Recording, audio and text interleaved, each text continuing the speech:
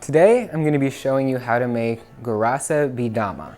The first thing you want to do is start the batter for the flatbread, only because it has to sit for about 30 minutes before it goes into the skillet. Now, before you do anything else, you need to measure out your flour. There's a whole wheat flour. The recipe calls for 3 cups, but it's 3 cups sifted. So, it'll actually be about 3.5 cups total. I don't have a sifter with me, so I'm going to use this little strainer. Just pour it into here, a little bit at a time, and just slowly work it. Just shaking it back and forth. And this will take a few minutes, but really you just want to get all the big chunks of grain out of this so you're not using them in your flatbread. They'll mess up the texture. You can see now that we've separated out most of the coarse grains from that flour. So you'll want to re-measure your sifted flour to make sure you have 3 cups. After you've sifted, your whole wheat flour should look about like this. I've measured this and I know this is 3 cups. So I'll go ahead, add it into my big mixing bowl. Add half a teaspoon of baking powder and a teaspoon of salt. All we want to do is just mix these dry ingredients together.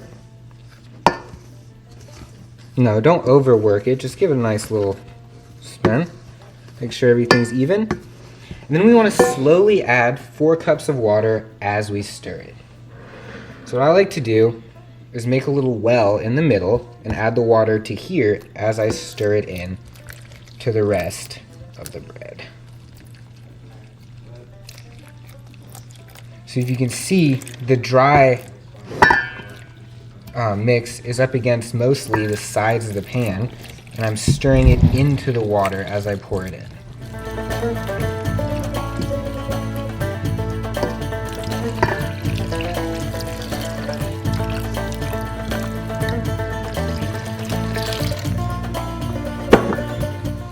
And then once all the water's in, just continue to mix.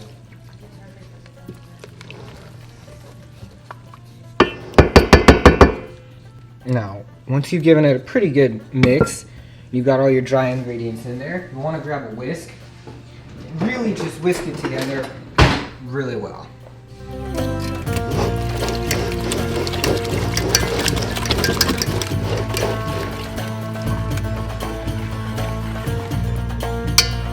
You can see, this is what your batter should look like when it's done.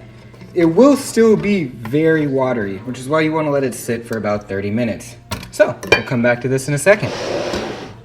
All right, now we're gonna start by heating up a half a cup of oil, a big old soup pot like this. Turn it on about medium heat, let that start getting warm. Then, here's our cube steak. This should be ideally a flat iron steak, but you can use flank steak or sirloin tips, any pretty tender beef that you can cube up and it'll cook down nicely. I like to sear it in the pan first just to get that flavor in there, and it helps when we cook the onions. Now you can hear that this is starting to go, so we'll go ahead and dump our meat in. Push it around a little bit. And we'll just let that start cooking until the meat is about 3/4 of the way cooked with just a little bit of red left in it. You can see these pieces here starting to turn. Definitely still needs a few minutes on the heat.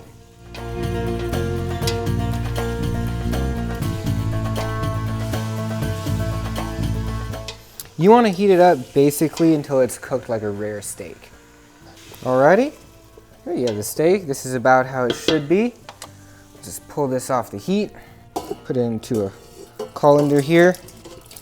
Notice how I put this colander inside another pot, because you never want to just dump boiling oil down your drain. Let that cool. Now we'll come back to the stove. So now we're gonna add another half cup of oil to our pot and all of the chopped onion from earlier.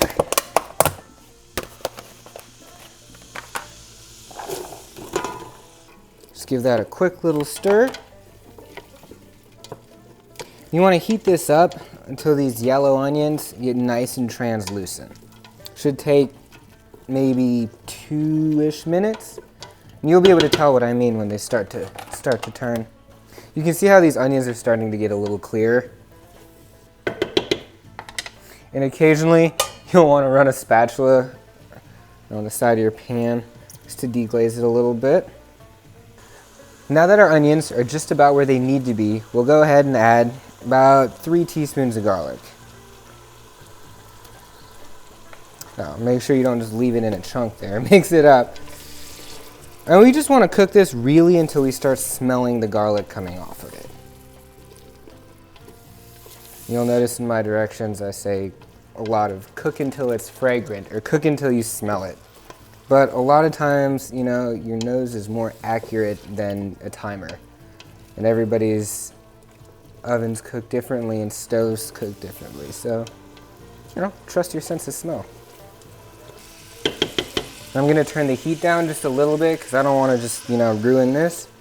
Just need to keep the heat on, keep it simmering, but there's no need to overdo it. We'll just let that go for about another 30 or 45 seconds here. Okay. Now that's just about good. Go ahead and add in our green pepper. Just a nice chopped green bell pepper. Chunks can be kind of big. Also add in our chopped serrano, slightly smaller pieces. Give this a quick stir. Just let everything kind of stew together. Right, it's been about 2-3 minutes. So we're gonna go ahead and add in all of our chopped tomato. Go ahead and add in about a tablespoon of cinnamon, cardamom, salt, and pepper. Let's give this a nice little stir here.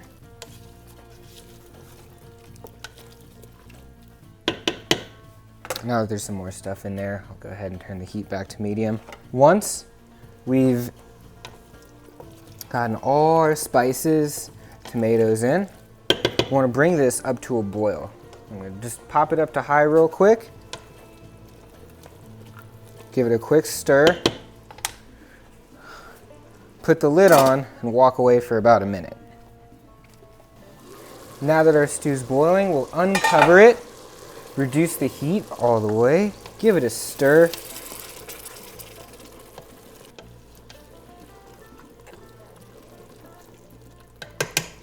And once your stew has stopped boiling, you'll want to recover it almost all the way. Just let it sit for about 5 minutes, just simmering. All right, now that we've let this simmer for about 5 minutes, go ahead and add our steak back in. Here we go. Make sure we get it all in there. And lastly, we just want to put in about 6 ounces of tomato paste.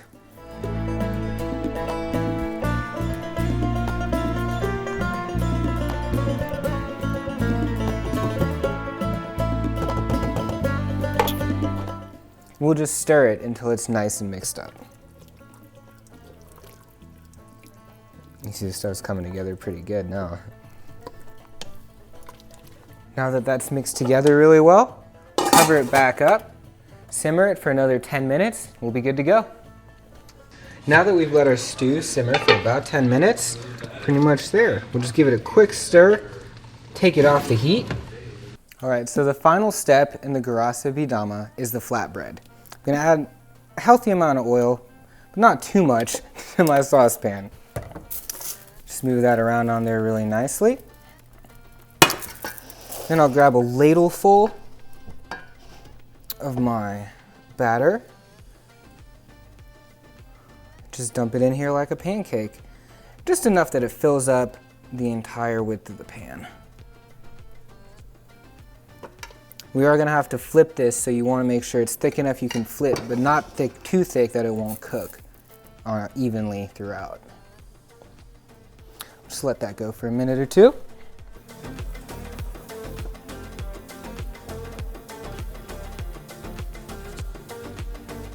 Once the bottom side of your flatbread is cooked, you're going to flip it over. Now, this is kind of a hard part, so if you deform it, this is where it's gonna happen.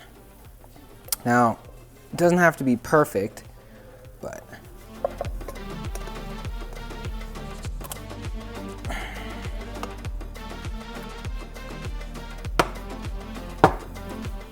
there we go. So we lost a little corner there, but it should still be fine. At this point, I'm gonna turn the heat up a little higher just because I want more of a char and like a little bit of darkness and burnt bread on the bottom side. That's starting to get that brownness on the bottom side. I can't flip it yet, but you'll see what I mean here in a second. All right, I'm just gonna check the bottom here, see how it's looking. We're looking just about perfect. So all I'm gonna do now, take this, flip it right back over, see how easy it was the second time. And this is what you want your presentation side to look like. Turn the heat off on my stove, and I'm just gonna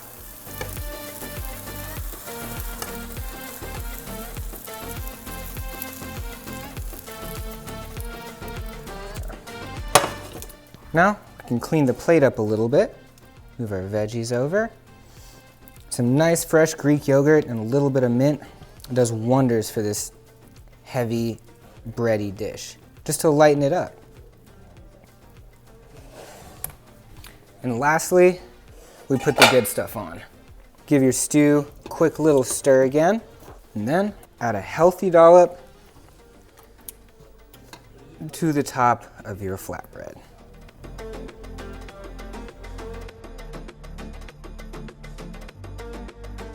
And here we have it, Goraasa Dama.